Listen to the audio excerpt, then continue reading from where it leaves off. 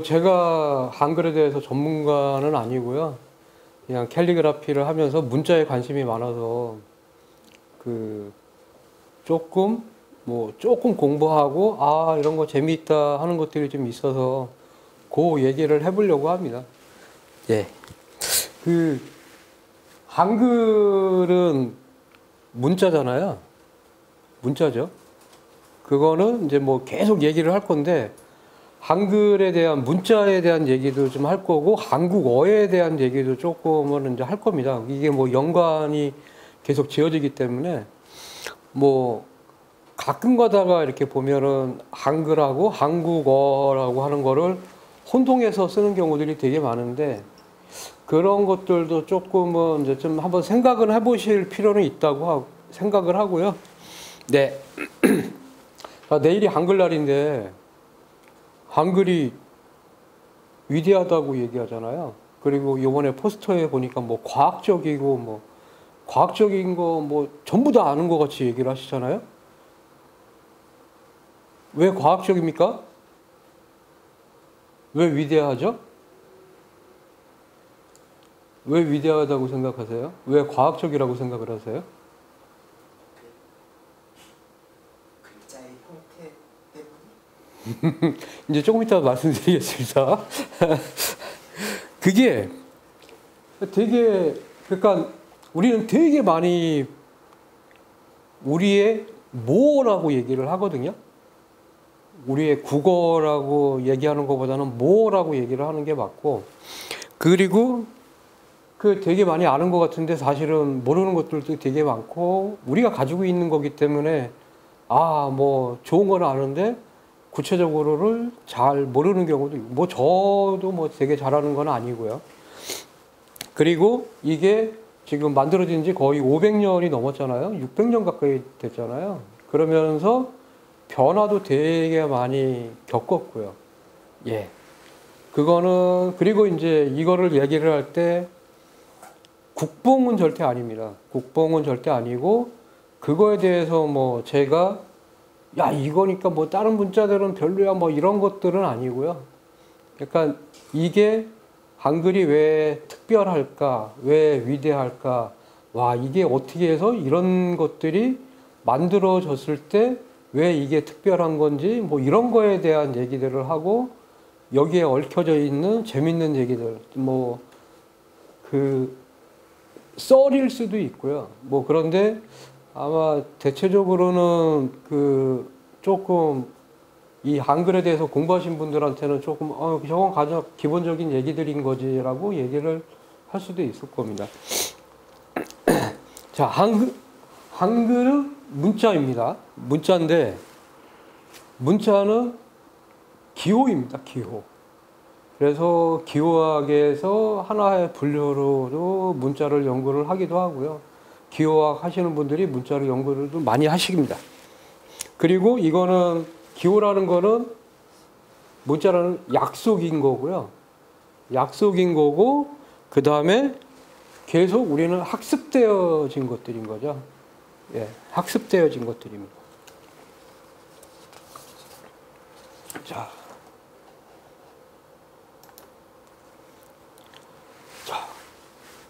훈민정음하고 한글의 차이점은 아시죠? 훈민정음은 뭔가요? 질문 많이 할 건데 사람들이 많이 없어서. 훈민정음은 보시면은 1443년 음력 12월에 창제가 됐습니다. 그리고 1403년 9개월 정도 지난 다음에 1440년 음력 9월에 체계 형태로 반포가 됐습니다. 그래서 보시면은 9월이면은 양력으로 하면은 10월 9일입니다. 그래서 한글날입니다. 북은 언제일까요? 음력 1월 15일입니다. 그럼 북에서는 뭐라고 부를까요? 훈민정음 기념일이라고 합니다. 여기 써 있잖아요. 예, 1월 15일입니다. 양력. 예, 이렇게. 그러니까 거기는 창제된 날을 쓰는 거고, 우리는 반포된 날을 쓰는 겁니다. 그래서 근데 이게 1890년대에 주시경 선생에 의해서 한글로 명칭이 됩니다. 오. 그래서 이때를 기준으로 그리고 이때는 또 뭐라고 썼냐면은 정음이라고도 얘기하고요. 정음이라고 하는 거는 발을 정자에다가 소리 음자를 씁니다. 바른 소리라는 거죠. 지금 이제 계속 그 소리하고 문자하고 계속 연관돼서 나옵니다. 자, 1890년에 주시경에서 한글로 명칭이 됐는데 한은 크다, 위대하다, 글, 문자. 아주 위대한 글자. 오. 그리고 되게 또 중요한 게 1933년 조선어학회에서 한글 맞춤법 통일안이라는 거를 만들어냅니다.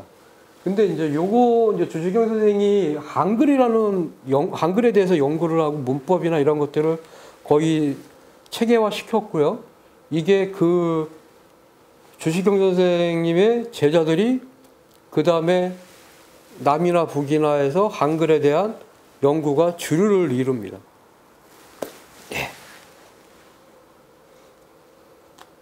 뭐 지금까지는 별로 재미없으시죠?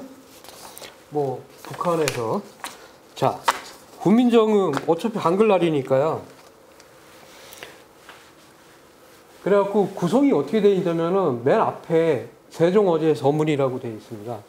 이게 뭐냐면은 왜 만들어졌는지 예. 훈민정음 하면 제일 먼저 생각나시는 게 뭐죠? 나란말싸미 이거를 원음 그 당시 발음 그대로 이거를 그 하신 분이 있답니다. 근데 잘 못 알아듣겠어요. 근데 한번 그 유튜브나 이런 데 찾아보시면은 그거에 나올 거고요. 그 다음에 나온 게 예의라 해갖고 자모의 정의, 자음과 모음은 어떤 것들이 그거고 어떤 거가 뭐뭐고 이런 것들이 나옵니다. 그리고 문자의 구성을 어떻게 하고 방점이라는 게 있습니다. 예, 요거 이제 다 설명한다고요. 그리고 훈민정음 해례라고 있습니다. 훈민정음 해례본이라는 얘기는 들어보셨죠? 예, 이거를 설명을 한 겁니다. 제자 원리. 기역자는 어떻게 만들었고, 니은자는 어떻게 만들었고, 아는 뭐고, 어는 뭐고, 우는 뭐고, 그 다음에 이게 이제 초성자. 한글은 반드시 이 당시에 만들어졌을 때는 초성, 중성, 종성으로 다 이루어져야 된다 그랬습니다. 그래서 초성에 뭐가 있고 초성에 대한 해설, 중성, 이게 이제 모음이죠. 모음에 대한 해설, 종성이라는 해설, 그 다음에 이거를 합치는 거에 대한 해설, 그 다음에 이거를 사용하는 방법에 대한 이거는 뭐뭐다 이런 거에 대한 그 다음에 정인지가 서문이라는 것도 씁니다. 그러니까 이거는 뭐고 어떤 거고 뭐 이렇게 얘기를 하는 거죠. 그리고 총 28자를 만들었다고 얘기를 합니다. 없어진 글자들은 학교 때 다 배우셨죠? 4개가 없어져서 지금은 몇 개요? 24개. 예, 24개. 제가 답을 말했는데 대답을 안 하시네요. 그래서 이제 보통 그 한글의 시대를 이렇게 구분을 합니다. 정음시대, 훈민정음의 시대라 했고 창제기 세종 때부터 성종 1493년 때까지요. 그 다음에 언문시대, 침체기. 그때가 뭐냐면 연산군부터 고종 때까지 이거를 침체기라고 하는데 왜 연산군 때부터 침체기가 됐냐 하면은요. 그 연산군이 폭군이 됐잖아요. 어떤 문서 때문에 폭군이 됐거든요. 근데 그 문서가 훈민정음으로 쓰여졌습니다. 그러면서 저거 다 싹 없애! 막 이래갖고 그렇게 된 겁니다. 그러면서 이게 침체가 돼갖고 고종 30년 때까지 침체기라고 얘기를 하고 공문시대, 이거는 이제 한글 시대인 거죠. 한글 시대. 이때 이제 주시경 선생님이 뭐 해갖고 뭐 여기 이제 부흥기 이때 주시경 선생님이 이제 이게 이제 뭐 겹쳐지긴 했는데 당시에 정리기라고 하는데 정리기기도 하면서 제가 생각하기에는 변화의 시기라는 거라고 생각을 합니다. 계속 변화가 되는 거라 시기라고 생각을 합니다. 자, 1930년 한글 맞춤법 통일안이라고 만들어졌고요. 그리고 저는 이제 아래 한글에 우리 워드 쳤던 거 있지 않습니까? 그게 1988년도에 나왔는데 이게 지금 되게 대단한 게 그냥 이 한 사람이 이찬진이라는 사람이 이거를 정리를 다 해버린 거예요. 자판에 맞춰서. 이것도 진짜 대단한 거거든요. 그러니까 배열이나 이런 것들도 움직이기 우리가 타자치기도 되게 편한 위치에다가 뭐 그전에 한글 타자기가 있었지만 표준이라는 거를 만들어 놓은 겁니다. 그 다음에 얘네들이 만들어 놔서 뭐 한글 워드라든지 다른 편집기라든지 이런 것들이 거의 다 만들었다고 보고요. 근데 뭐 세종대왕이나 뭐 이천일씨나 뭐 다 마찬가지지만 제가 생각했을 때는 완전히 창조라고는 못 보고요. 이 세종대왕 당시에도 분명히 각국의 문자들이 전부 다 유입이 됐을 거예요. 그러니까 제가 되게 궁금한 거가 뭐냐면은 이거를 하면서 궁금한 게 뭐냐면은 자, 세종대왕은 도대체 40대 중반에 그 훈민정음을 만드셨는데 어떤 책을 보고 어떤 문화를 보고 뭐를 했길래 저거를 만들 생각을 했을까? 단순히 국민들을 위해서 백성들을 위해서 아끼는 마음에 단지 그 이유만 있을까라는 생각을 좀 합니다. 도대체 뭐가 있었을까? 저 문자를 만들기 위한 계기가 분명히 있을 텐데 그 계기가 뭘까? 되게 궁금해요. 그래서 그거를 40대 중반에 만들었다고 하면은 천재는 천재죠. 근데 이게 지금도 아마 한 우물만 파도 그런 문자를 40대 중반에 만들까 말까인데 왕이었잖아요. 할 일도 되게 많았고 그 당시에 뭐 어치국이 뭐 관여하는 게 엄청 많았는데 이 40대 중반에 그 문자를 만들었다는 것 자체가 뭐 옆에서 도와주는 사람들이 있었지만 거의 얘기하는 것들이 거의 세종대왕 혼자서 만들었다는 얘기들을 하거든요. 옆에 다른 사람들은 거의 보조 역할을 했던 것 뿐인 거고 되게 궁금하긴 합니다. 자, 그래서 처음에 만들어졌을 때 특히 세종하고 채말리의 대립 지금 보면은 사람들 그런 얘기 하죠. 채말리는 수구 꼴통이다. 집현전의 대제학인가 그거였었는데 꼴통이다. 수구 뭐 막 이런 얘기를 하는데 저는 아니라고 보거든요. 자, 지금 우리가 지금 쓰고 있는 문자가 한글입니다. 근데 갑자기 뭐 지금 대통령이 윤석열이니까 윤석열이 야 우리나라의 국어는 영어로 쓸 거야. 미친놈 막 이러겠죠. 야 하야 뭐 너 퇴진운동할 거야 이 새끼야 막 이럴 거란 말이죠. 근데 이게 어떻게 보면 그거예요. 아니 왜 한자를 열심히 잘 쓰고 있는데 왜 괜히 그거를 만들어.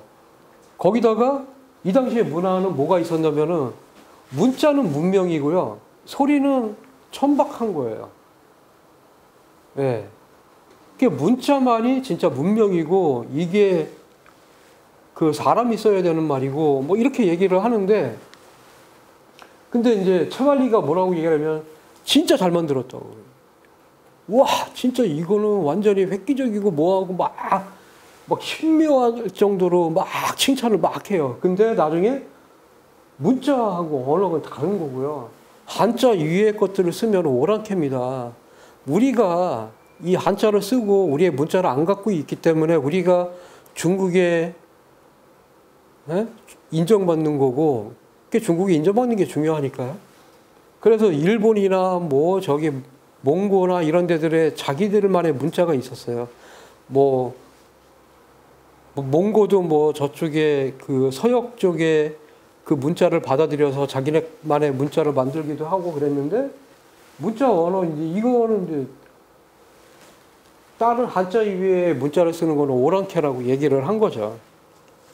예. 그래서 문명에 반하고 문명에 맞추지 못한다는 거죠. 그리고 폐를 끼치는 일인 거죠. 그래서 안 된다. 뭐 사대주의긴 사대주의입니다. 근데 그 당시에는 그냥 사대주의 자체가 그냥 일반적인 생각이었으니까요. 그래서 제가 세종이 궁금한 거예요. 그냥 사대주의가 그대로 있는데 임금도 그 처음 태조 이성계 그다음 누구죠? 정종입니다. 정종도 인정을 그 중국에서 인정을 못 받았어요.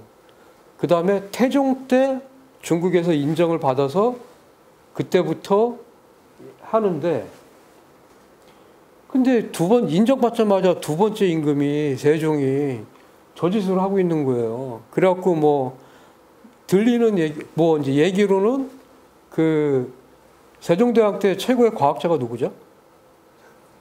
장영실이 중국에서 암살자를 보냈다는 얘기들까지 해요. 왜냐면은 해시계나 시계나 달력이나 이런 것들은 중국이 기준이 돼야 되는데 우리나라만의 것을 만들면은 그거는 거의 반역인 거죠. 그래서 장영실을 죽이려고 했다는 얘기도 있더라고요. 자, 그리고 음을 사용하는 것 자체가 음을 사용해서 문자를 만드는 것 자체가 학문에 반하는 얘기, 일이라는 얘기를 합니다. 근데 이제 세종대왕이 하는 얘기가 뭐냐면은 이 훈민 정음이라고 얘기를 했잖아요. 정음이잖아요. 바른 소리잖아요. 바른 소리를 표기하는 방법인 거예요.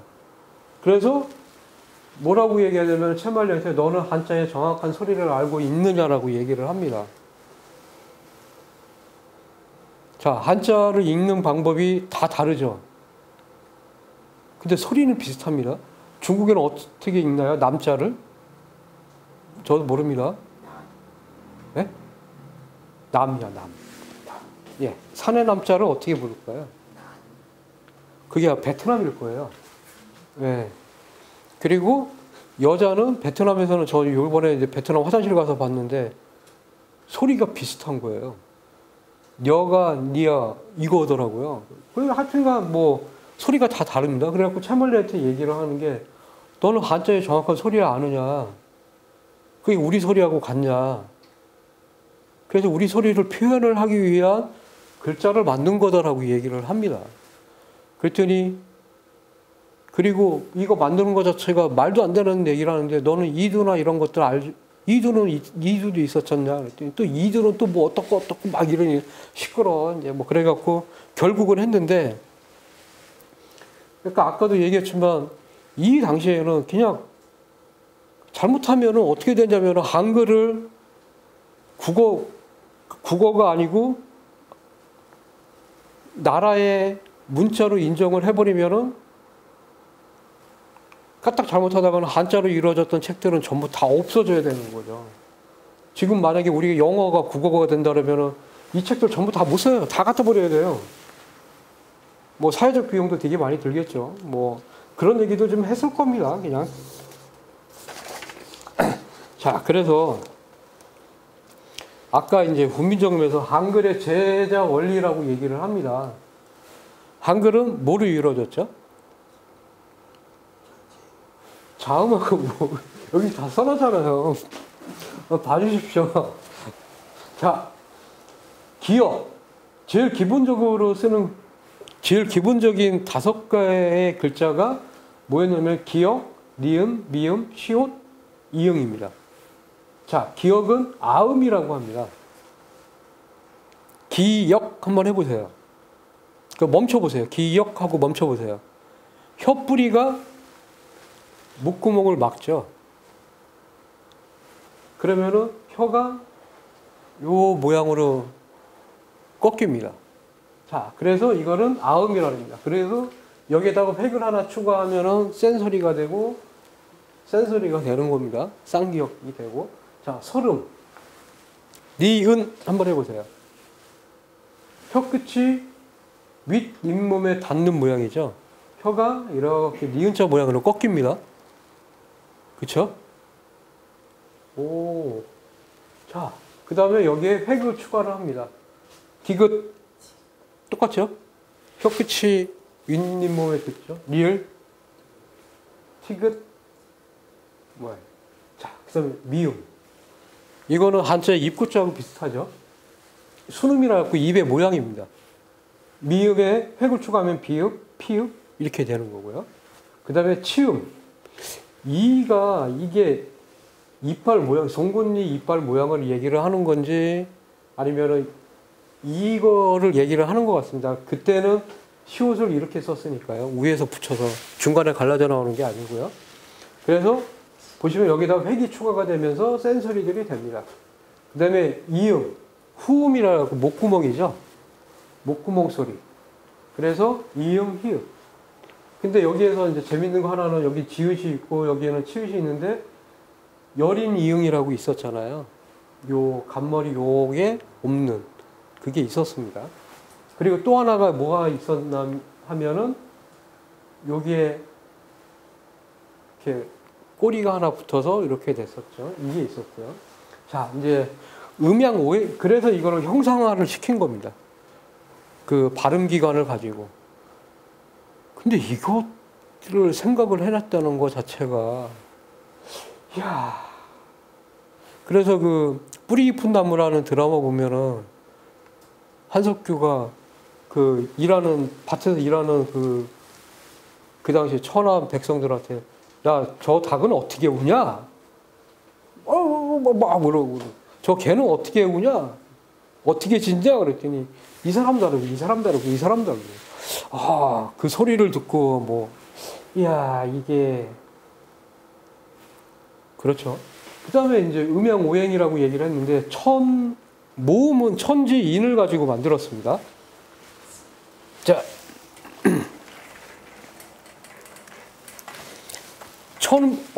천은 뭘까요? 그 모음에서요. 어떤 거냐면은, 이게 천입니다.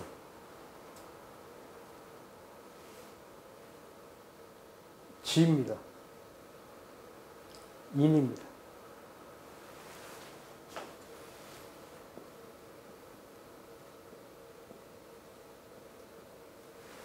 자, 이거를 기본으로 해서 만듭니다. 그래서 이게 천인데 여기에다가 아래아라는 모음이 있었죠. 이가 있고 의가 있습니다. 이게 기본 글자입니다. 모음에서. 여기에서 얘네들을 합치면은 자 어죠. 아고요. 여고요. 야. 그 다음에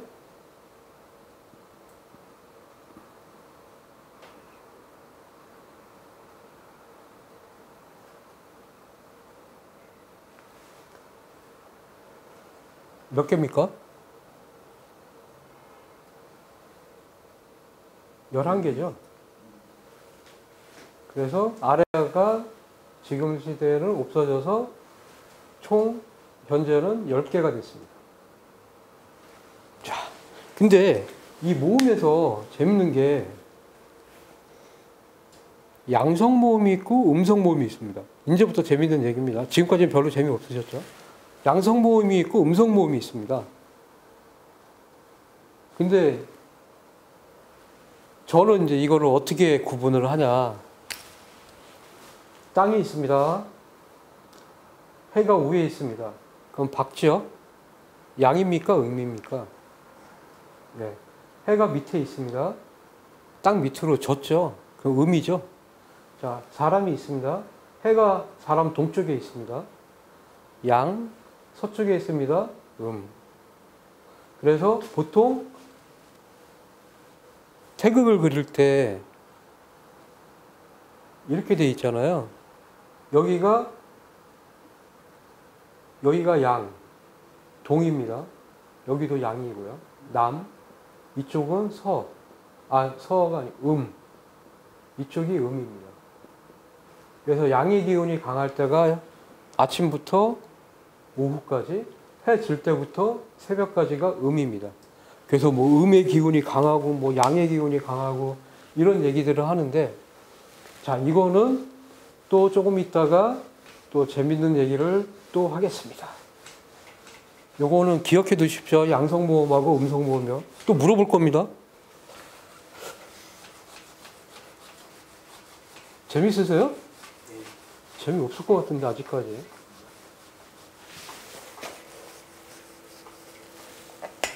자,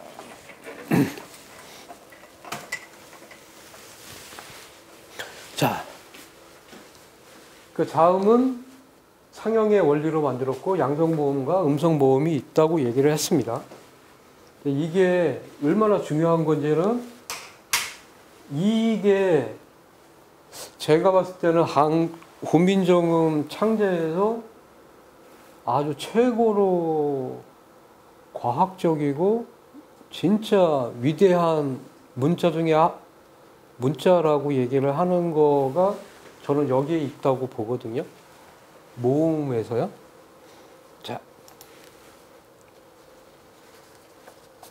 자, 그 정음의 규칙. 뭐 이건 이제 앞에 하고 뒤에 있는 것들하고 계속 겹쳐지기도 하고 뭐 그런데 규칙 중에 하나가 뭐냐면은 반드시 초성, 중성, 종성이 있어야 한다라고 얘기를 합니다. 그러니까 여기에 만약에 이게 받침이 없잖아요. 그 아까 없어진 이응 중에 하나가 뭐가 있냐면은 여기에 그 꼬랑지가 붙어 있는 이응이 있다 그랬습니다. 완전히 동그란 거가 있고 여기 위에 꼬랑지 있는 거. 이게 여기 붙었습니다. 그거는 묵음입니다. 그래서 초성, 중성, 종성을 무조건 들어가야 되기 때문에 이자 같은 경우는 밑에다가 그 이응을 넣었습니다. 그래서 초성, 중성, 종성이 있어야 합니다. 자, 그리고 방점이라고 있습니다. 그 훈민정음 보면은 점이 찍혀 있거든요. 글자마다. 자, 우리나라 성조가 있는 거 아세요? 성조. 예. 방점이라는 게 성조를 얘기를 하거든요. 평성, 상성, 거성, 입성인데 안 울린 소리, 끝나 닫히는 소리 이렇게 얘기를 합니다. 근데 우리는 한글은 4성인데 중국은 몇 성이요? 성조가 4개가 있어요. 그래서 이걸로 해서 이걸 이제 억양이라고도 뭐 억양하고도 좀 비슷하긴 한데 이걸로 해서 사투리도 이걸로 해서 되게 많이 구분이 됩니다. 뭐 다른 것들도 되게 구분이 되는데 그 뭐 그냥 농담 삼아 그 뭐 영화 같은데 니 밥 먹었니? 너 밥 먹었니? 여기서는 그렇게 얘기하는데 그쪽에서는 니 밥 먹었니? 이렇게 가잖아요. 그러니까 이게 성조가 달라서 예 사투리도 마찬가지고요. 그래서 뭐 부산 사투리하고 대구 사투리하고 비교할 때 이게 끝에가 올라가냐 끝에가 내려가냐 이거에 따라서 나눠지잖아요. 이런 것들이 되게 중요한 역할 성조가 있다는 거죠. 이게 달라지는 거죠. 중국이 5성일 겁니다. 6성인가? 6성인가 그렇고 베트남은 몇 개일까요? 베트남은 8개입니다. 그래서 이 언어를 배울 때 이 성조가 있어서 영어도 또 그냥 뭐 아예 이렇게 읽는 게 아니고 이것도 높낮이가 다 있잖아요. 그거 안 지키면은 뭐 우리 어렸을 때도 뭐 그런 거 안 하면은 또 국어책 읽냐 뭐 이런 얘기도 하고 그러는데 성조 방점이 있습니다. 근데 우리는 계속 일상적으로 써왔기 때문에 이거에 대한 큰 의미를 모르는데 외국 사람들이 한글을 배울 때는 이거를 꼭 배울 겁니다. 이거는 이렇게 올라가고 얼마나 복잡하겠어요. 그리고 그런 얘기를 하죠. 한국어 배우기가 되게 힘들다고요. 그런 얘기 들어보셨죠? 근데 한글은 배우기가 되게 쉽습니다. 예. 그것도 조금 이따가 말씀드리겠습니다. 그리고 한 단어는 반드시 양성모음으로만, 음성모음으로만 돼야 됩니다. 자, 재밌는 거. 의성어 이태어 아시죠? 의성어 뭐가 있을까요?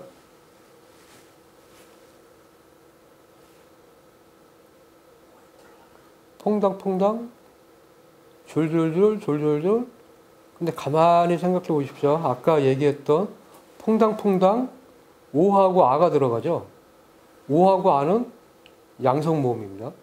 줄줄줄, 음성모음입니다. 그렇죠? 그리고 우리 지금 쓰고 있는 말 중에 아름다워란 말 쓰죠. 예를 들어서요. 아름다워란 말 쓰는데 아, 양성, 아까 아래야 이, 는 중성모음입니다. 근데 가 들어가죠. 중성모음, 다, 양성모음, 이거 음성모음인데? 근데 예전에는 어떻게 했냐면은 아름다워로 했습니다. 양성모음만 들어가는 거죠. 예. 자, 양성모음은 또 양성모음, 음성모음은 또 뭐가 다르냐면은 양성모음은 느낌이 어떠세요? 양 그러면은 밝고 긍정적이고 기분이 좋고 이런 식의 것들인 거고요. 음성모음은 그러면은 축축하고 어둡고 죽음이나 이런 거하고 관련되어 있을 것 같고 그렇죠. 그래서 만약에 졸졸졸이 있는데 졸졸졸은 막 좀 밝은 느낌이에요. 뭐 물이 기분 좋게 막 흐르는 것 같고 졸졸졸은 눈물이 뭐 졸졸졸이라든지 만약에 퐁당퐁당이 있고 풍덩풍덩이 있으면은 퐁당퐁당은 밝고 가볍고 막 기분 좋은 느낌인데 풍덩풍덩은 죽으러 들어가는 것 같죠. 근데 이거 소리는 양성모음, 음성모음은 어디까지 연결되냐면은 외국어에도 그런 것들이 되게 많습니다. 야유를 하거나 그러면은 환호를 하는 우와. 근데 동물들도 마찬가지예요. 소리 음의 높낮이인 것 같기도 하고 기분이 좋으면 개들 어떻게 됐습니까? 康康康康 소리가 높아지죠. 위협을 할 때는 이게 음의 뭐 이런 것들도 다 양성모 이 소리를 구분해 냈다는 거죠. 세종대왕이. 자, 그리고 종성 받침으로 허용되는 글자들은 기역, 이응, 디귿, 니은, 미음, 비읍, 시옷, 리을 이 8자만 허용이 됐습니다. 그리고 뭐 이렇게 겹쳐지고 뭐 이런 것들도 있긴 한데 그리고 당시에는 소리 나는 대로 표기를 했습니다. 근데 재밌는 게 우리는 소리 나는 대로 안 쓰죠. 근데 지금 한 70대 한 중반 되신 분들은 그 당시에 글씨를 쓰실 때 소리 나는 대로 썼습니다. 왜 그러냐면은 그 당시에 교육부 장관이 다른 사람이었거든요. 이게 국어학자, 주류를 잡고 있는 국어학자가 누구냐에 따라서 이런 것들이 계속 바뀌었습니다. 뭐 우리 그전에 읍미다라고 썼잖아요. 어느 날 갑자기 습미다로 바뀌어요. 근데 이거 모른다고 막 뭐라 그래요. 너희 무식한 놈아. 쥐들이 바꾼 거지 우리가 바꾼 거 아니잖아요. 예? 한 막 20, 30년씩 그렇게 읍미다로 배웠는데 어느 날 갑자기 습미다 못 쓴다고 막 난리를 치고 우리나라 사람들 같이 말 잘 듣는 사람이 어디 있다고요. 예? 막 거의 한 40년, 50년 동안 좌측 통행하다가 어느 날 갑자기 우측 통행해서 그랬더니 한 달도 안 돼서 전부 다 우측 통행하고 말 진짜 잘 듣는 사람들인데 자, 그리고 한글의 특징이 있는데요. 몇 가지만 뭐 특징은 되게 많은데 그냥 여러분들이 재밌어 할 만한 걸로요. 조합형입니다. 자, 영어는 어떻게 씁니까? A, B, C 나열형입니다. 근데 한글은 초성, 중성, 종성 조합을 하죠. 조합형입니다. 특징입니다. 자, 그리고 사람들이 얘기할 때 소리 글자라는 얘기를 많이 하죠. 아까도 얘기했지만 정음, 소리를 바르게 표현하는 거예요. 그래서 소리 글자인 거고요. 소리를 가지고 문자를 만든 거고요. 자, 그 다음에 재밌는 거는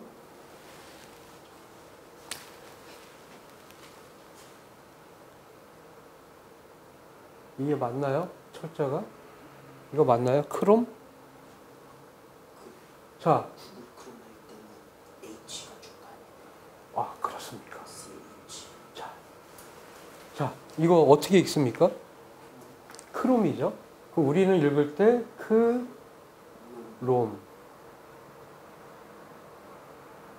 얘는 여기에 CH에 모음이 있나요? 있습니까? 여기 제대로 저기 하려면은 이유나 뭐 이런 게 들어가야 되겠죠. 근데 없잖아요. 근데 여기 모음이 오는데 얘를 크롬이라고 읽어요. 이거 모음이 있고. 근데 우리는 명확하게 표현을 해주죠. 자음하고 모음은 명확하게 구분이 되어 있습니다. 아랍어도 어떻게 되어 있냐면은 점으로 표시를 합니다. 거의 자음만 있고 점으로 모음 표시를 해줍니다. 근데 그게 정확한 발음 기호가 아니었던 거죠. 형태가 정확히 명확하게 되어 있는 게 아니죠. 그러니까 모음에 대한 형태를 정확하게 해서 문자로 만든 거는 한글입니다. 아까 제가 말씀드렸죠. 한글이 제일 위대한 이유, 제일 과학적인 이유, 모음을 형상화시켰습니다. 아야, 어여, 오여, 우여, 그리고 모음을 합성을 하면은 뭐 합성 모음이 되기도 하고요. 자, 근데 우리가 크롬이면은 이게 단어죠. 단어입니다. 자, 그러면 크는 뭐라고 얘기를 할까요? 음절이라고 얘기를 합니다. 그러면은 기억은 뭘까요? 음소라고 합니다. 따지고 보면은 이게 이제 뭐 우리가 쉽게 이해할 수 있을 때 원소, 이거는 분자. 이 정도로 얘기를 할 수 있겠죠. 원소들이 모여서 분자가 되면은 어떤 물질이 되죠. 소리가 되는 거죠. 근데 음소를 완전히 분리를 한 거. 이런 것들이 언제 다른 나라들은 뭐 제가 잘못 알고 있을 수도 있긴 한데 다른 나라들은 그냥 유럽을 기준으로 하면은 20세기에 1880년대인가? 그러니까 19세기네요. 그때쯤에 처음으로 발음 기호라는 것들이 만들어집니다. 지금 우리 영어 사전이나 이런 데 보면은 모든 문자를 표현을 하기 위해서 뭐 이런 거 막 이렇게 나오잖아요. 뭐 이렇게 나오기도 하고 발음 기호로요. 근데 이거 이제 표현을 하기 위해서 그 발음 기호를 그때 만들어진 거고 세종대왕은 이때 완전히 음소를 구분을 해버렸어요. 만들어버렸어요. 거기다가 형태를 줘버린 거죠. 그래서 궁금한 거예요. 세종대왕이 도대체 뭔 생각으로 저런 것까지 저 소리를 어떻게 분해를 했을까? 자음하고 모음을 분해한다는 게 우리는 그냥 쓰고 있으니까 잘 모르는데 저걸 도대체 놀랍지 않아요? 별로 안 놀라운 거예요? 음소를 구분을 나눈다는 거예요. 개소리를 듣고 한글을 모른다고 생각을 해보세요. 개소리를 듣고 저거를 자음 모음으로 나눠서 생각을 한다는 것 자체가 그게 이거는 자음하고 모음으로 가지고 표현을 하는 거잖아요. 더 중요한 건 뭐냐면은 소리를 문자로 만든다는 거는 귀로 들어온 거를 눈으로 보이게 만든 거거든요. 근데 거의 대부분의 글자들은 어떤 사물을 보거나 이렇게 해서 거기에서 변형이 돼서 문자로 만들어진 것들이에요. 상형 문자. 근데 뭐 한자나 이런 것도 처음에는 상형 문자로 시작을 해서 조합되고 뭐하고 뜻을 뭐하고 이렇게 해서 된 건데 너무 대단한 거예요. 이게 제일 과학적이라는 거예요. 제일 위대한 거고. 모음이라는 거예요. 영어도 모음 있잖아요. 자, 이거 어떻게 읽어요? 또 따르키도 읽잖아요. 이러면은 이건 뭘 읽어요? 캐롬이라고 읽어요? 이거는 이건가? 이건가요? 네. 이런 식으로 읽겠죠. 아니면 어떤 거는 또 이 발음으로 읽죠. 하나 가지고 여러 개가 나올 수가 있어요. 근데 한글은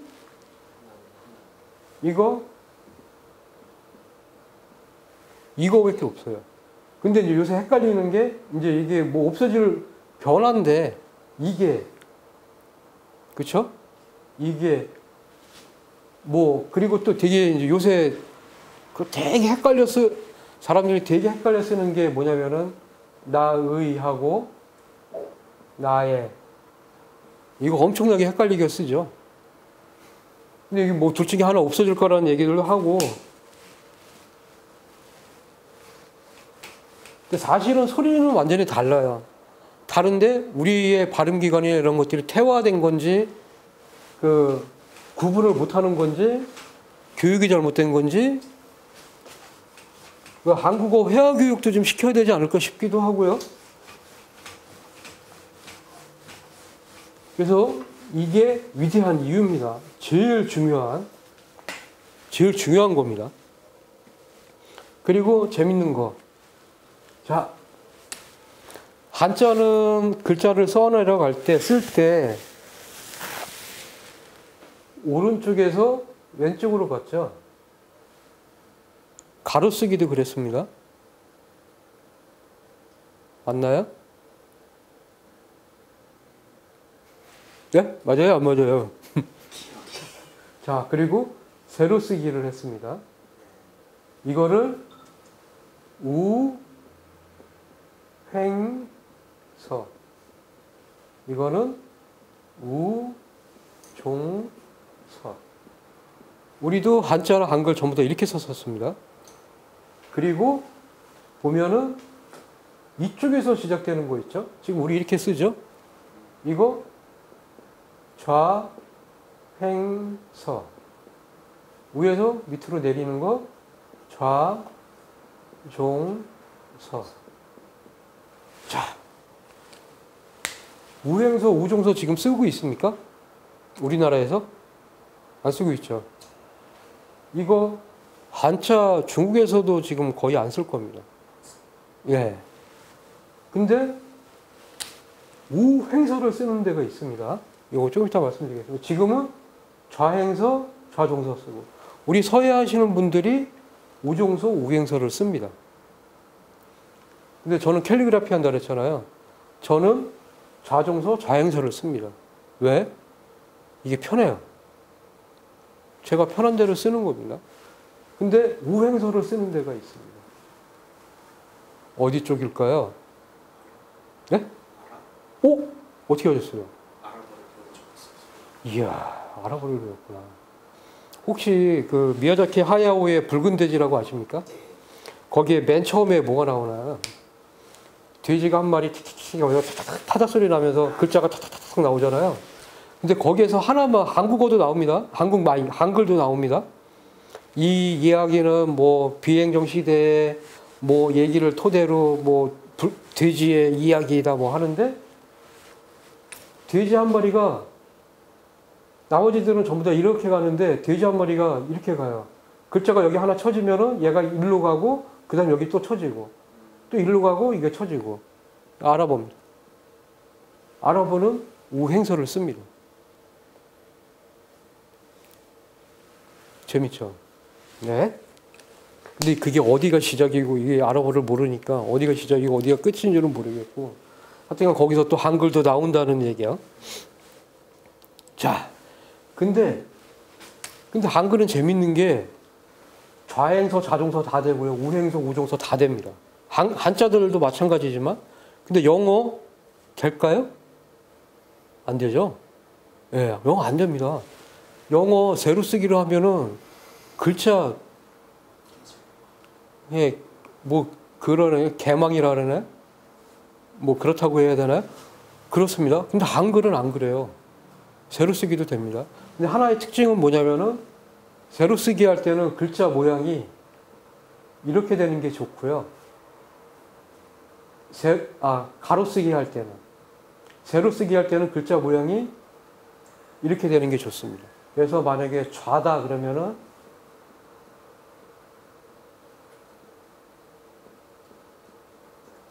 옛날에 1988년에 한겨레 신문이 창간이 됩니다.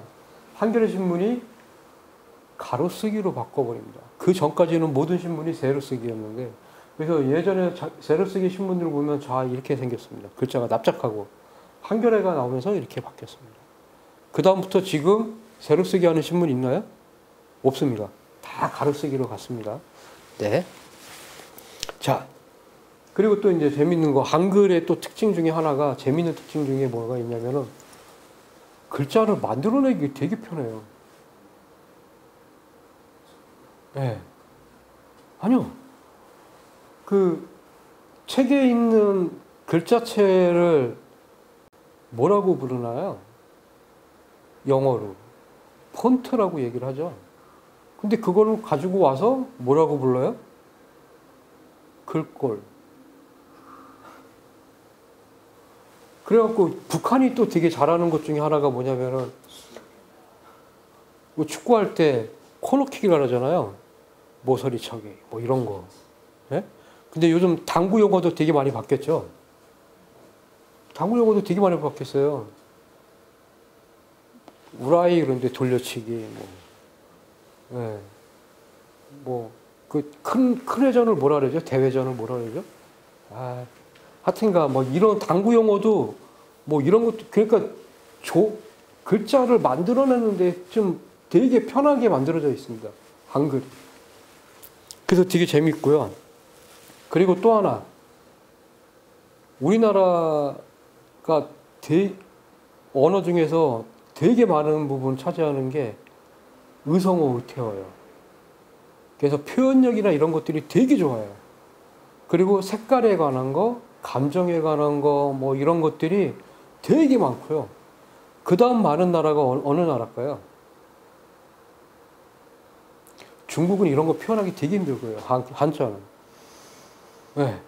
그 영어권도 표현이나 이런 것들이 되게 단순하고 많지가 않죠. 그 다음 많은 나라가 일본이랍니다. 일본이 진짜 많답니다. 근데 한국만큼은 안 된다.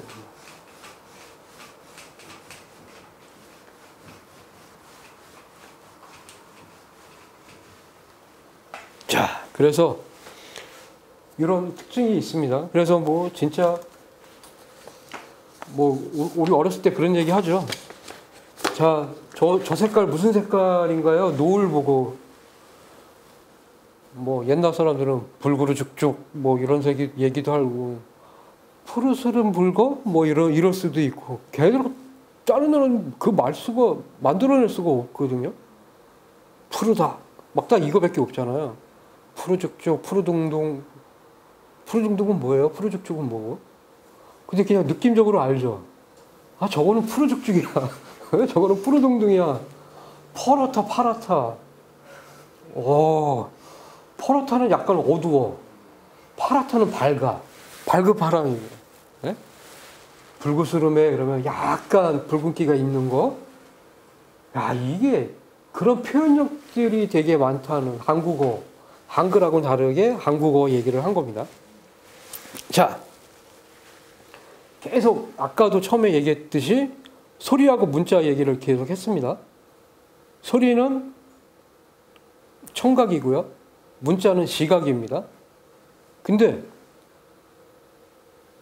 문자를 다시 소리로 표현을 하는데 우리는 그대로 표현이 다 되죠. 다 표현이 되죠. 그래서 뭐라고 얘기를 하냐면은 그 소리로 표현된 문자, 문자로 표현된 소리 뭐 이런 식으로 또 얘기를 합니다. 근데 모든 소리가 다 똑같을까요? 뭐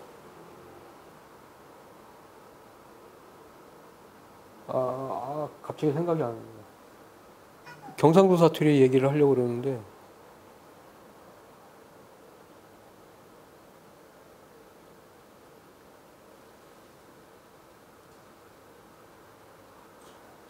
뭐 만약에 이제 이게 맞는지는 모르겠습니다. 그냥 갑자기 생각이 나서 중국지 그러면은 경상도 사투리에서 전국지 뭐 이러잖아요. 우를 어로 발음하기도 그러잖아요. 그렇죠? 근데 이 소리를 그대로 이렇게 쓰는 게 아니고 소리는 그래도 이렇게 쓰죠. 재밌죠? 왜요? 예. 아, 그게 그거랍니다. 도움 법칙인가 뭐 경음만가 뭐 그러는데 만약에 이제 좁쌀이잖아요. 원래는 이게 아닌 거고 쌀인 거죠. 근데 이게 원래 비읍인 거죠. 근데 이 경상도 사투리에서는 이게 약하게 발음이 되는 거죠. 그래서 조사 이렇게 되는 거죠. 요게 시옷 발음이 아니고 조금 센 시옷 발음인 거예요. 예. 근데 우리는 비읍자가 들어가면서 이쪽 서울 쪽에서는 쌀로 읽는 거고 거기는 약간 여리게 되는 거죠. 그래서 그 사투리가 없어진 것도 되게 안타깝습니다.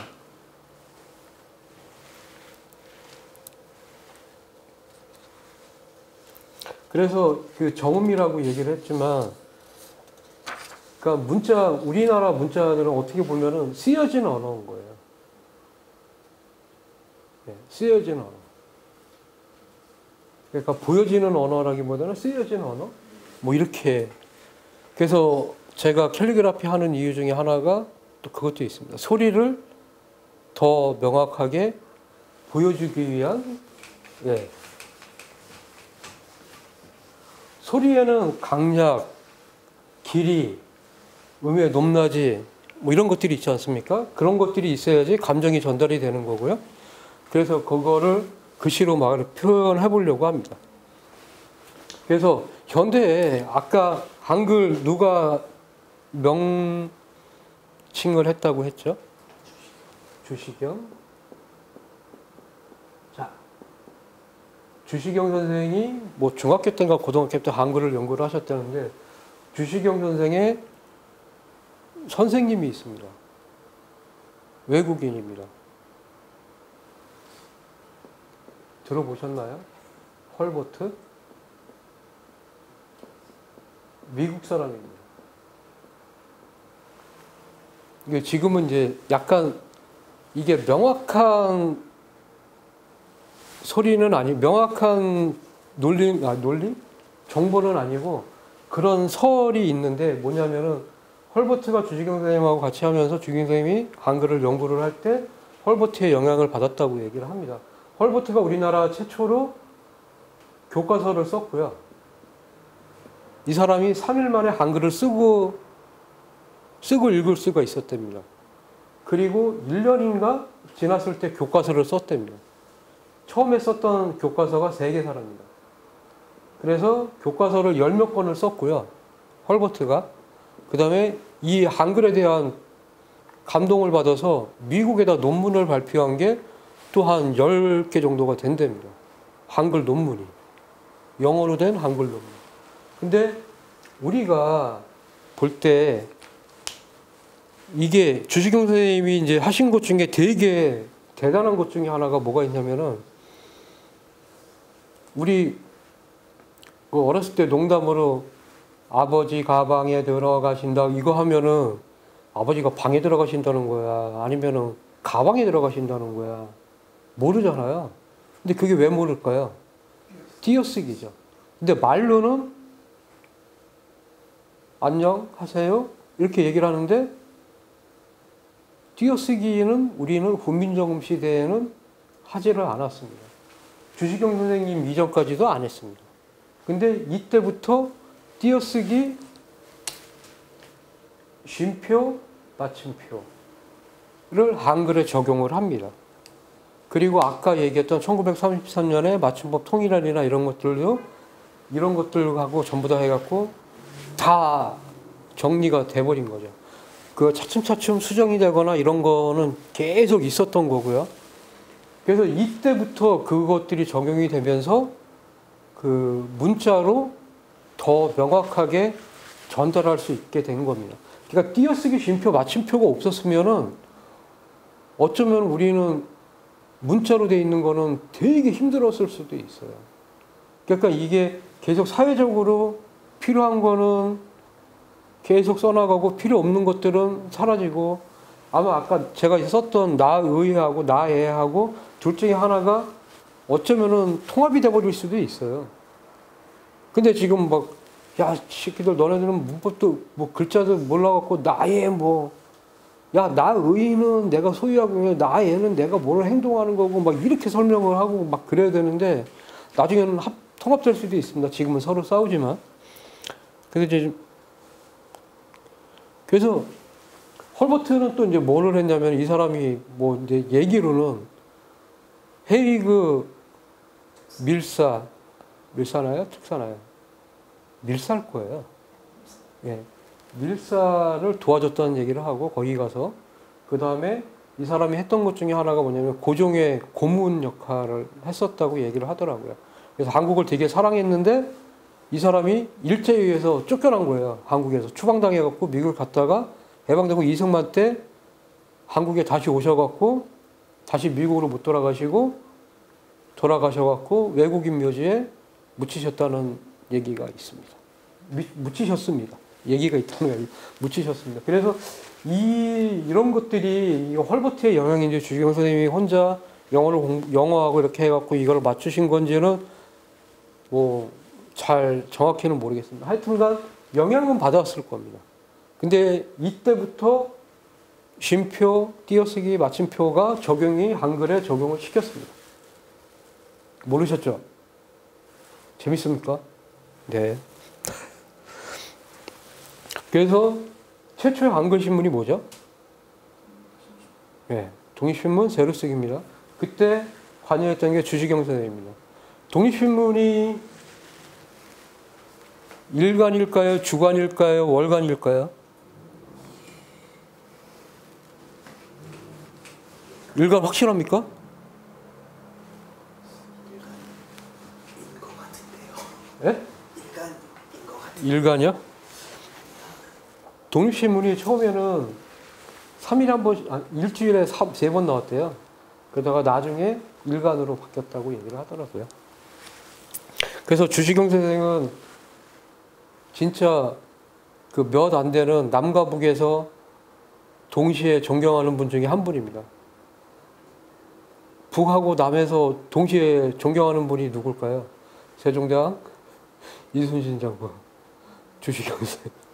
네. 약간 뭐 훈민정음 기념일도 있으니까요. 북에서도. 그리고 이제 그 아까도 말씀드렸지만 그 제자들이 북하고 남하고 갈라져서 연구를 계속하고 있습니다. 근데 만약에 주시경 선생님이 안 계셔갖고 그리고 1933년에 뭐가 있었다 그랬죠? 한글 맞춤법 통일안 이게 없었으면은 북하고 남하고 북하고 이게 소통이 문자 체계라든지 이런 것들이 완전히 다 갈라졌을 가능성도 있어요. 근데 이게 갈라지기 전에 통일안이 딱 만들어져서 거기에서 남과 북으로 갈라졌기 때문에 이거는 계속 쓰고 있는 거죠. 여기에서 변화는 있었어도 기본적인 것들은 거의 안 변한 거죠. 그러니까 만약에 잘못했으면은 그거 없었으면은 지금 북쪽 사람들 만나갖고 얘기하면은 너 무슨 얘기하는 거야? 뭐 예? 전혀 못 알아듣는 말을 했을 수가 저게 한국말인 것 같은데 뭔 말인지. 그러니까 뭐 쟤들이 뭐 축구 중계할 때 모서리 차기 합니다 그러면은 아 코너킥이구나 이런 거 정도 안단 말인 거죠. 재밌죠? 자, 요거는 좀 차례를 좀 바꿔서 요거 먼저 하겠습니다.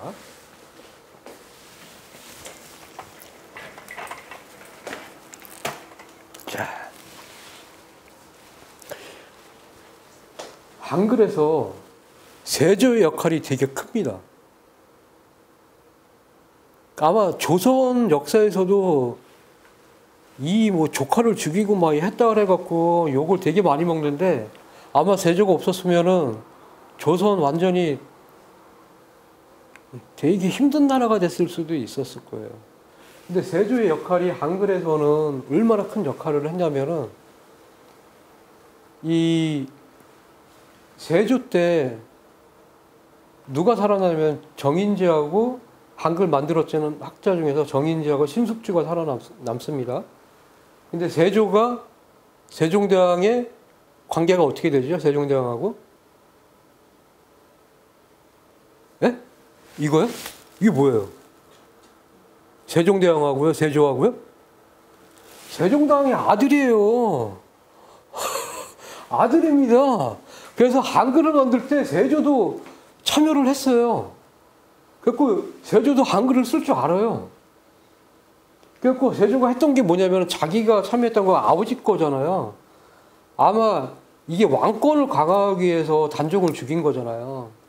아니면 단종을 그대로 놔뒀으면 아마 그때부터 세조 정치라든지 뭐 이런 것들이 막 난리를 쳤을 건데 세조가 딱 잡으면서 했는데 세조가 했던 게 한글에서 되게 중요한 게 뭐냐면 이 사람 한 것 중에 또 뭐가 있냐면은 세조가 석보상절이라는 걸 씁니다.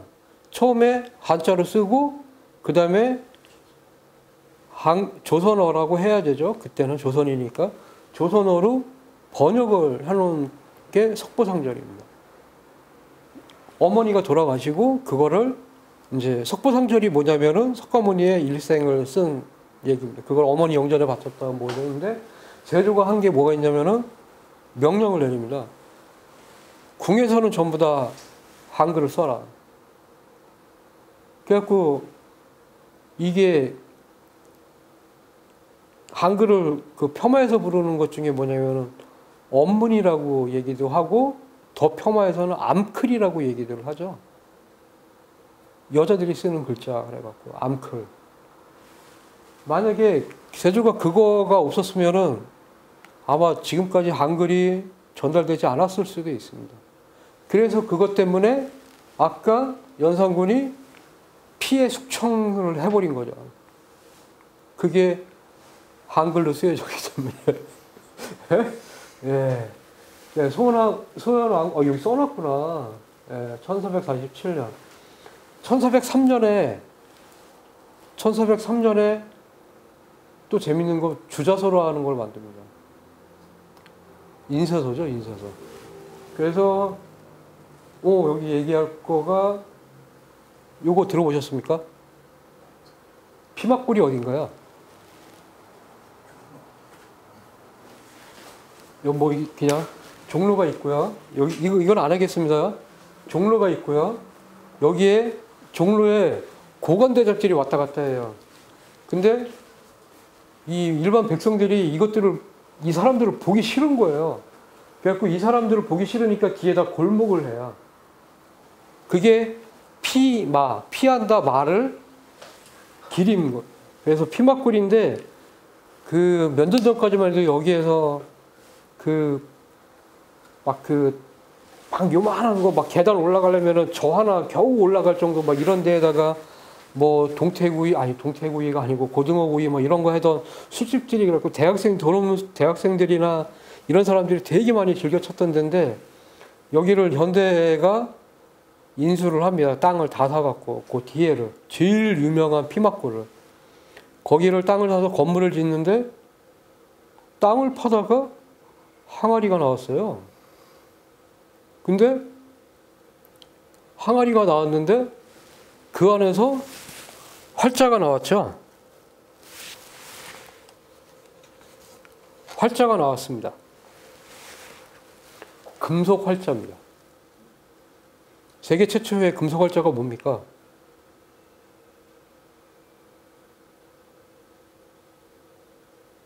세계 최초의 금속 활자 모르세요? 직지신경. 근데 직지신경이 활자는 없고요. 책만 있습니다. 그래서 최초의 금속 활자 본이라고는 얘기를 하는데 금속 활자라는 얘기를 못해요. 구텐베르크가 처음에 금속 활자로 만든 게 뭘까요? 성경입니다. 근데 여기에서 발견된 게 활자만 1600개 정도가 됩니다. 근데 그 중에 700개인가가 한글이고 나머지는 한자고요. 근데 한글의 금속 활자들을 연대를 해보니까 그 땅에 묻힌 게 임진왜란 때쯤인 거예요. 아, 이게 피해가면서 여기가 무슨 인쇄소 뭐 이런 거였었겠구나라는 추측을 하고, 아, 땅에 묻고 도망을 갔구나. 항아리에 담아서. 근데 그거를 다시 못 찾은 거죠. 근데 그 금속 활자들을 연대를 측정을 해보니까 세종 때 만들어진 거예요. 세종대왕 때 만들어진 거예요. 활자들이요. 그래서 이게 보니까 구텐베르크의 활자보다 이렇게 연대 측정을 해보니까 거의 한 15년 정도가 먼저 온 거예요. 국뽕은 아닙니다.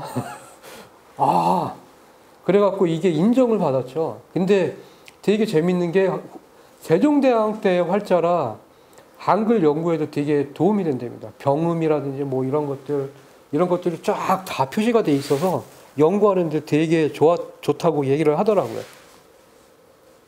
자, 그래서 또 하나 이제 또 재밌는 거, 그 백성을 가엾게 여겨서라고 얘기가 나오죠. 세종대왕이 훈민정음에서. 그래서 훈민정음은 붓으로 쓰는 글이 아닌 거예요. 아니요, 붓으로 쓰는 문자가 아닌 거예요.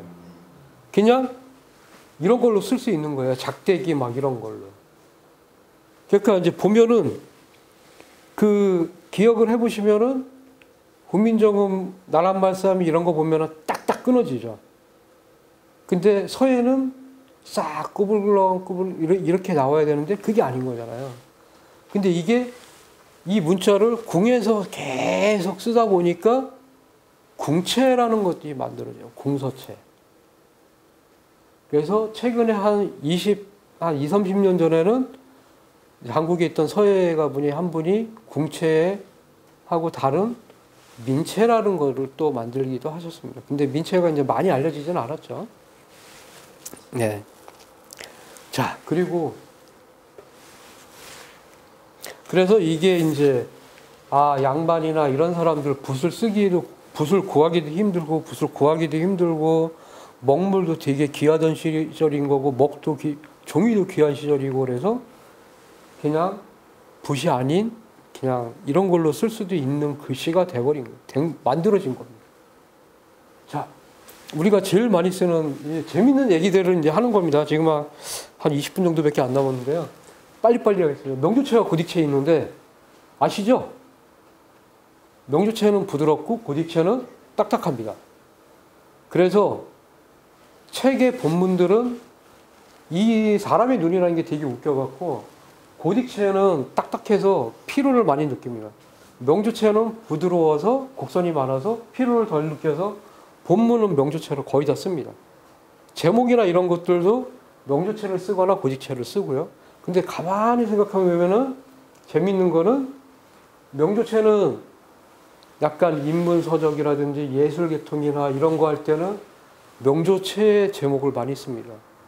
근데 이론서라든지 무거운 내용이라든지 뭐 이런 것들은 과학이나 고딕체를 많이 씁니다. 근데 사실 우리나라 최초의 명조체, 고딕체 이거를 만든 거 일제인데 일본 애들이 만들어줬습니다. 그래서 몇몇 폰트 글자체를 글꼴을 만드는 사람들이 우리가 만든 명조체하고 고딕체를 쓰자 그래갖고 뭐 산돌이라든지 뭐 한양이라든지 이렇게 해서 그런 명조체 고딕체가 나왔습니다. 그래서 지금 보통 책을 만들 때 그냥 기본 명조체 고딕체를 안 쓰고 신명조나 뭐 이런 것들, 뭐 도둠명조나 이런 것들을 씁니다. 그래서 문자, 활자가 폰트라고 얘기를 하는 이게 되게 중요합니다. 그리고 문자는 문화를 가릅니다. 근데 중국이 하나의 문화로 계속 올 수 있었던 게 왜 그러냐면은 처음에 하나라가 있었고요. 상나라가 있었고 갑굴 문자 뭐 막 이런 거 막 있었잖아요. 그 다음에 약간 떨어져 있던 중원이라고 하는 데서 외곽 쪽에 있었던 언어도 다르고 민족도 다른 주나라가 있었는데 주나라가 중국을 다 잡아먹습니다. 근데 얘네가 했던 게 뭐가 있냐면은 문자는 그대로 한자를 씁니다. 그리고 주나라 때 그 아름다운 아주 그 문자를 완전 정형화 시켜버렸죠.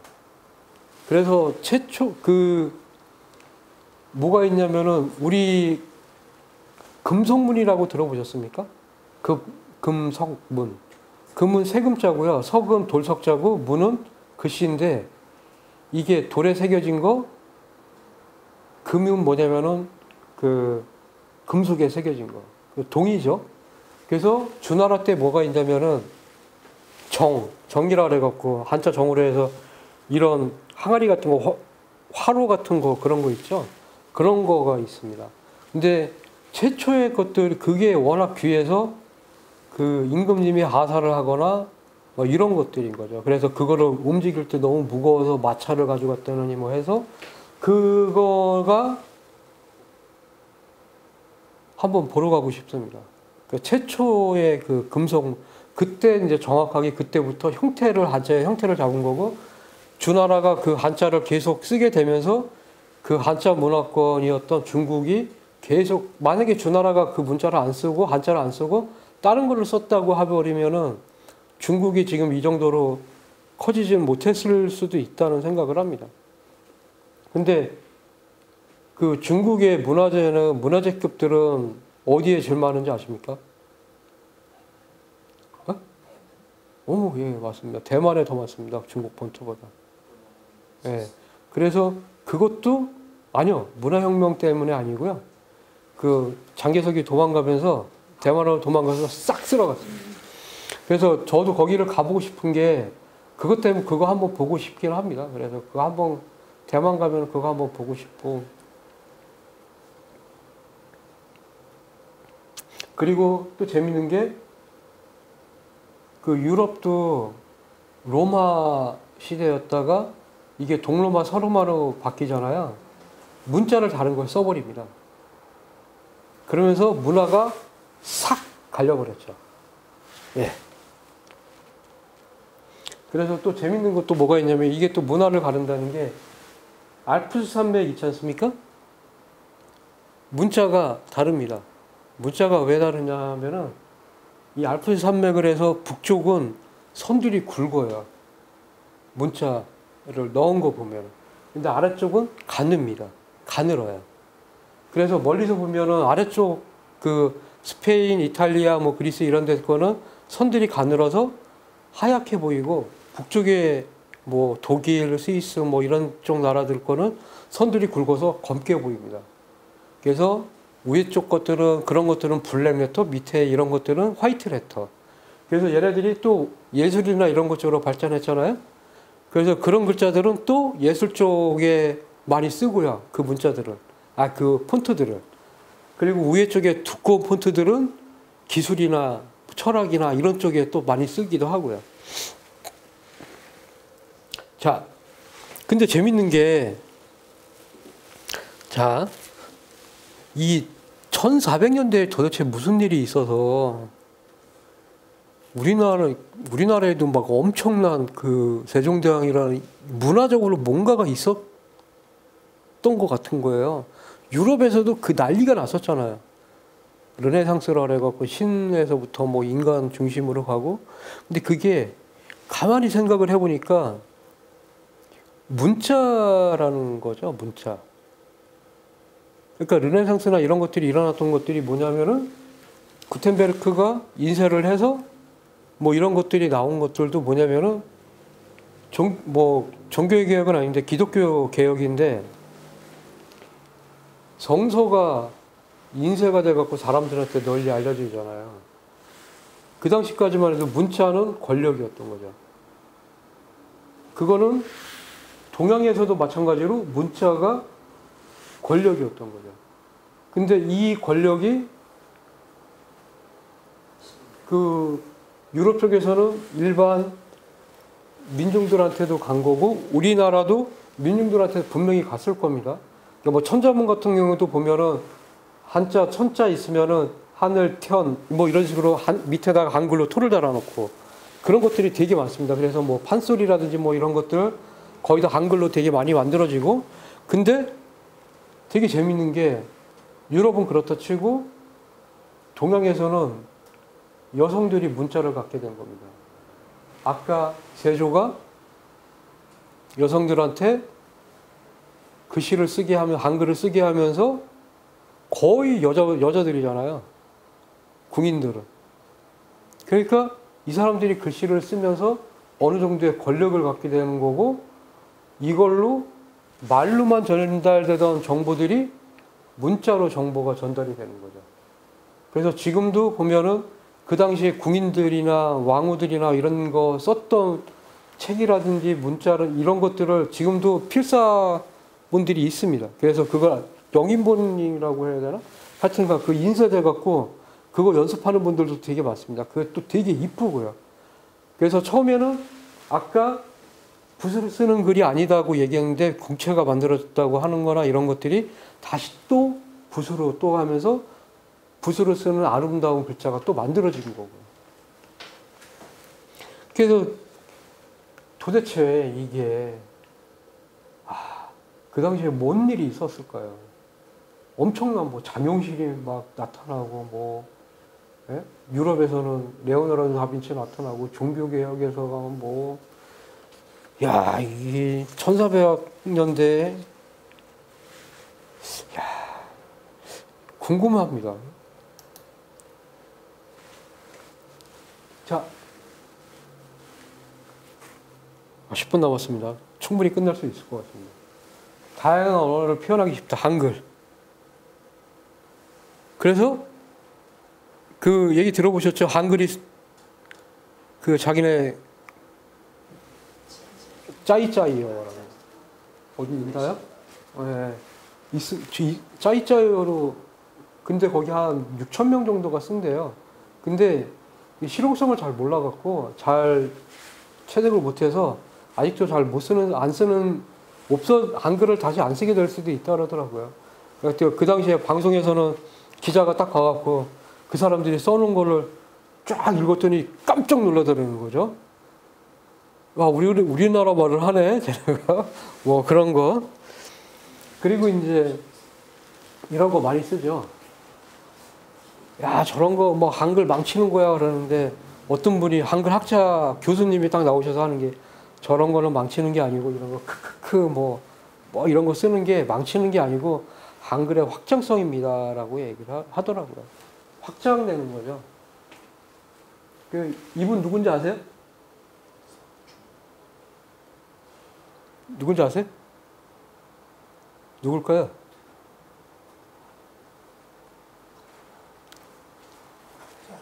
예, 무슨 학자야? 나비 박사 석주명이라고 그럽니다. 근데 실제로 박사는 아니고요. 학교 선생님이고 고졸인가 그럴 거예요. 일본에서 저기 하고 했는데 이 사람이 쓴 것 중에 하나가 뭐냐면은 제주어 연구. 아까 제가 방언이 사라진 게 되게 아쉽다 그러고 막 그런 얘기 했잖아요. 너무 표준화되고 막 이런 거. 이것도 되게 아쉬운데 그거를 연구하기에는 제주말 연구하는 게 진짜 정확하다라고. 석주명 씨가 이분이 원래 우리나라의 나비를 모두 새로 다 그러니까 그 밑에서 일하던 학생들이 엄청 고생했을 거예요. 예. 근데 이분이 제주에 있는 나비를 연구를 하다가 제주 말을 총집대성을 합니다. 근데 지금도 그거를 많이 쓰고 있고요. 그래서 그 옛날 말을 연구하기에는 제주 말이 제일 좋다라는. 그러니까 아직도 많이 남아 있습니다. 아래아를 아직도 써야 되는 말이 제주 말이니까요. 자, 아까 얘기했던 각 지역마다 문자는 같아도 소리가 다르다. 그쵸? 네? 맞죠? 근데 방언이 사라진 것이 되게 아쉽다는 게 왜 모든 거를 전부 다 표준화 시켜버리는 거예요. 그래갖고 되게 아쉬운데 이게 특히 이제 벼 얘기를 제가 많이 했거든요. 우리나라에 뭐 한 3천 종인가 있었대요. 벼의 종류가. 토종벼가. 근데 일제 때 식량 증산 뭐 이런 거 때문에 한 천여 종인가가 없어졌대요. 천여 종인가 1,500종인가 없어지고 박정희 때 통일벼 뭐 이러면서 거의 다 없어졌죠. 그러니까 지금 이제 토종벼 부흥 운동을 하고 있긴 한데 그런 것들이 되게 좀 아깝습니다. 그리고 이제 얼마나 많은 말들이 사라졌냐면은 이 방송도 되게 지금 좀 그런데 광화문이 있잖아요. 광화문이 이렇게 있으면은 이쪽 근처는 누가 살았냐? 궁인들이나 궁 쪽에 관련되어 있는 사람들이 조금 뭐 그냥 말로는 표현하기 좀 그랬는데 그래서 좀 점잖은 사람들이나 지식인들이나 이런 사람들이 그 근처를 살았습니다. 근데 여기에서 딱 넘어가면은 뭐가 있죠? 서대문이 있죠. 서대문 쪽에는 누가 살았냐? 누가 살았을 것 같아요? 일하는 사람들, 지게꾼들이라든지 갑밭이라든지 막 이런 사람들이 살았어요.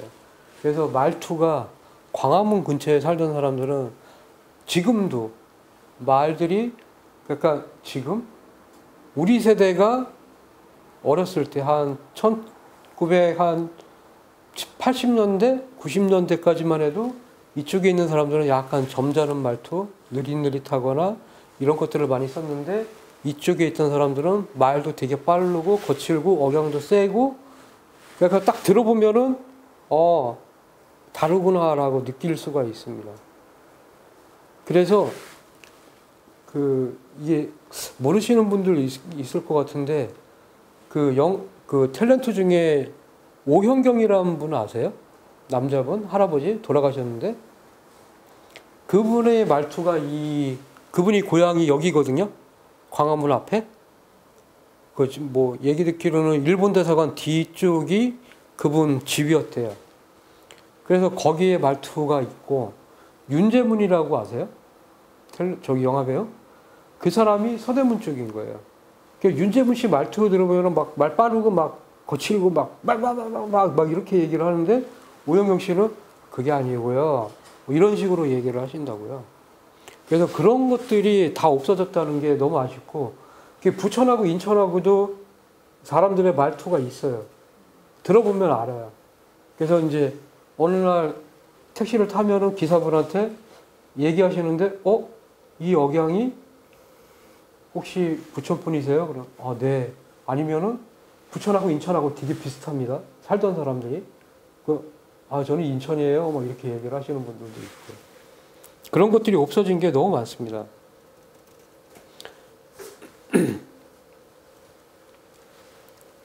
자, 그래서 아까 이찬진 씨 얘기를 했잖아요. 그때 나올 수밖에 없었던 이유가 왜 나올 수밖에 없었냐? 개인용 컴퓨터들이 보급이 되기 시작합니다. 그러다 보니까 세로 쓰기는 컴퓨터에 안 맞아요. 가로 쓰기로 가야 돼요. 그러니까 다행인 거죠. 그래서 그때부터 우리나라 최초의 가로쓰기 신문은 뭘까요? 한겨레요? 땡. 네, 땡입니다. 우리나라 최초의 가로쓰기 신문. 무려 한겨레 신문이 몇 년도에 발행됐죠? 88년이죠. 무려 41년 전 1947년에요. 광주에 호남신문이라고 있었는데 그게 가로쓰기를 했답니다. 거기가. 근데 이거는 지방지였고 이제 한겨레 신문은 최초의 전국지 중에서 가로쓰기를 한 신문. 근데 최초의 가로쓰기 신문은 광주의 호남신문. 1947년. 6.25 전이에요. 네. 자, 그리고 거기 이거 보이세요? 이게 원래 한자였답니다. 그냥 뭐 막 찾다가 자료 찾다가 이게 딱 나오더라고요. 혹시 한자입니다. 하필이면 한자네. 네, 요걸로 시간 딱 맞췄습니다. 지금 9시죠? 너무 정확한 거 아니에요? 칼이죠? 자, 마지막으로 인사나 정리 발언 좀. 인사나 정리 발언이요? 그러니까 저는 이제 지금 이거를 하면서 제일 많이 생각을 했던 게, 그러니까 조금 뭐 알면서 조금 알고 쓰는 것도 좋고, 또 관심을 가지면은 더 좋고요. 그러니까 우리 거 내가 그냥 편하게 일상으로 쓰고 있는 것들이어서 그냥 조금 좀 더 좀 찾아보고 조금 더 그랬으면 더 좋겠고요. 네, 조금 더 알았으면 좋겠고, 제가 아는 건 이거는 분명히 틀린 내용도 있었을 거고요. 그리고 뭐 이제 이건 정설이 아닌 것들도 있을 거고, 제가 뭐 실수한 것도 분명히 있을 겁니다. 뭐 제가 기억은 못 하겠지만 말을 하다가 뭐 틀릴 수도 있고요. 이제 저는 이것들은 이제 단순히 제가 캘리그라피라는 걸 하면서, 제가 이제 캘리그라피는 그 소리를 좀 표현을 해보기 위해서 글씨를 쓰는 것들이고, 그거를 최대한 표현을 해보려고요. 그러니까 단순히 이렇게 문자 그 글씨체로만 글꼴로만 만들어져 있으면은 여기에 감정이 없습니다. 감정이 없는데 여기에 손으로 쓰게 되면은 다시 이제 만들어 보려고 하는 거죠. 감정을 넣어 소리를 표현해 보려고 하는 글씨인 거죠. 그러면서 이제 제가 공부했던 것들이라 좀 부족한 부분도 되게 많을 거고요. 그리고 하여튼 다행인 거는 이 권력이, 문자는 권력인데 권력이 모든 사람들한테 갔는데, 이 문자는 사실은 또 정보거든요. 그게 권력이 된 건데, 지금은 또 이 정보가 그 몇몇의 독점이 되고 이렇게 되면서 그게 또 다시 또 권력이 되고, 없는 사람들은 혼돈의 시대를 또 살아가야 되고 모르는 시대를 살아가는 게 되게 안타깝습니다. 네, 이상입니다.